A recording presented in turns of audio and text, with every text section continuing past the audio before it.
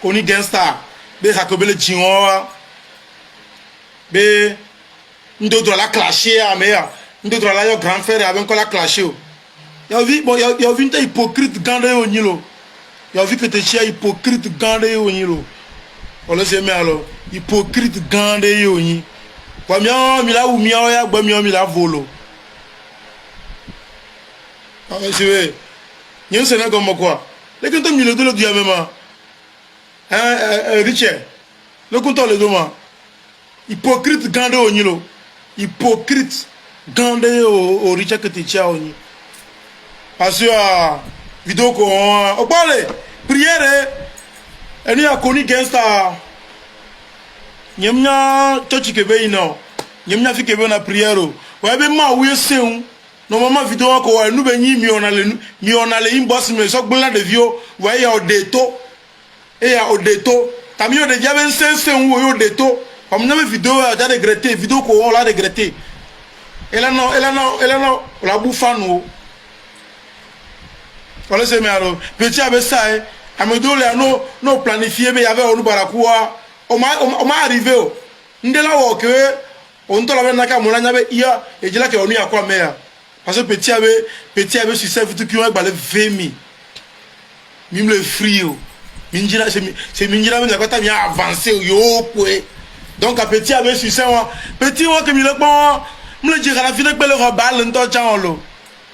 on le sona petit on lo donc avec ba non calcul be et dire à gbogbo le gas bo le si bien envier lo petit on le 50 000 à 4 parce que petit un bochio on sait mais on peut le dépenser lo ne va pas dépenser à voir et gambe bela va be ya ko caché aiji yo le va mieux pour le moment on peut regarder beaucoup donc avec gang baba non ebe shoulion baba non on fait mieux nyo mi le dire ta gbeta gamere comme l'envier mais petit vieux quoi le cava pas au riche au voler pour que quand on téléphone pas vidéo be ya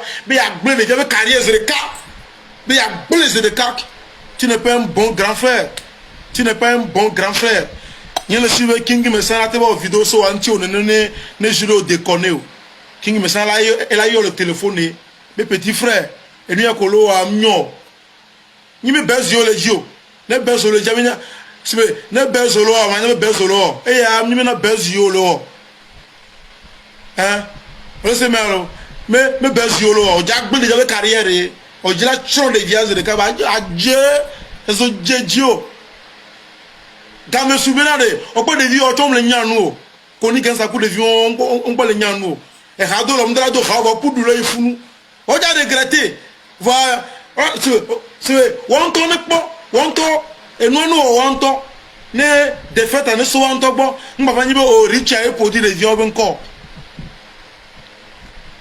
on sait mais le richa que te dit la si connerie vidéo au dagba mo be ni tupaka ngebe ono e crash na mesia me e suna mo be no koto me e suna mo be fie mo be ni tupaka ngo ja gbo na me fi video c'est comme si on veut pour la bonne civé et lui a civé Ronaldinho Amélia be ni Pelé et je le vis voir et Ronaldinho a Pelé be sona o be ni Ronaldinho fia Amélia wo ya et je le vais dominant ngo le va dominant be déjà et to ja gojia ngo agbojia re et lui a orphelinat le funu ya yo pas de vieux la gbojo le ji ne de jova boji on te le ji on to ha o va le ji ati sibu to na bo poe no to ja boji fe de ko va boji on te le ji o ati sabe ha o va le ja me ube ha na bo poe e va dominant yo va vidéo ya la si petit vient de vous on le sait mais alors y a pas il sait mais alors parce que nous on milo génération on va les au soirée au sacrifier de la musique à voir et que le regretter comme la musique à un pays on le sait mais alors donc il y a vu que tu dis dans ces conneries on trop vidéo pour na beg na devia on a beg na population on le sait mais alors na beg na population be devia alors be ndela ya me de ko bele ko yo bi je te dis là c'est et ya me ne ya mo ko là c'est peut-être et dis là c'est on me cache dans les 18 me fia on me cache dans lia hein o clasher ali jesi va yalo amede ba onu na wa amede ba onu na wa amede ba onu na wa amede onu na wa ngelo laissez les enfants gasi petit awe ngelo no artiste o to ja gboji e deji wale ja o ba le ji artiste bu be ha nya ba opo artiste wale pa e into ji be ka o ton ji to ba yi il a signé avec nous je traverse le temps je traverse le temps on ne traverse pas le temps seul on le sait mais alors on m'y perd là mais des people des années le game mais depuis que au sol depuis ne au sol underground mais yo de auto hein depuis ne le dire underground mais yo on to soga au de auto zéro on leur carré plus de 20 ans on me devait venir peto les gens ont tout balé viato maintenant père quel onio mille pas à codir mille pas à codir non pena mia mon grand frère non pena mia mille pas igbe de moi mille pas stombo mille pas lia mille pas a tout bisoa mille pas satawale wa o le de vieux to ka siaga me on me envier petit vide pe o de vieux le taux nyo mi na nyo be nyo ko de vide to ko to ya gbajira tron de via vrai on ne traverse pas le temps seul nous traversons le temps de cas tu es un faux type parce que américain peut le supporter on le sait mais alors ça court dire à moi que le traverser le temps chaque année de l'artiste bouto nous minte le cours de vie pentio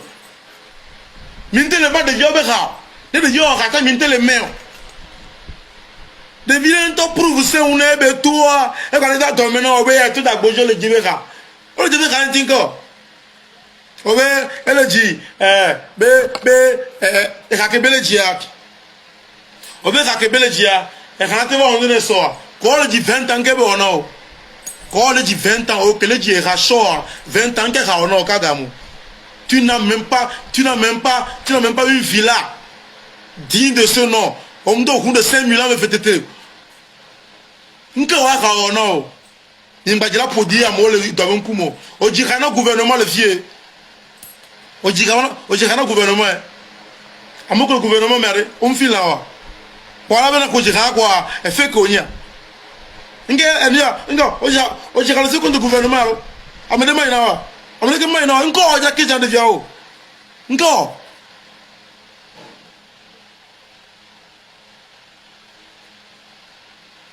hein ngelo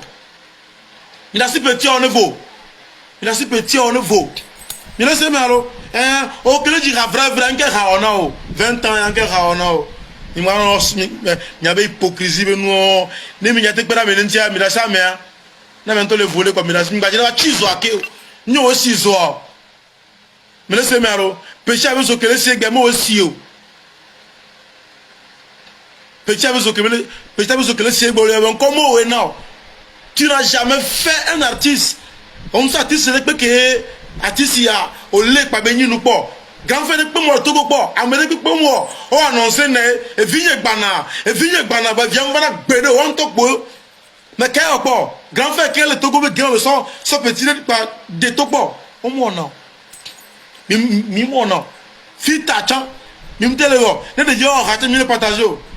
de vient to le be ba ai ba le ga dormir non ne de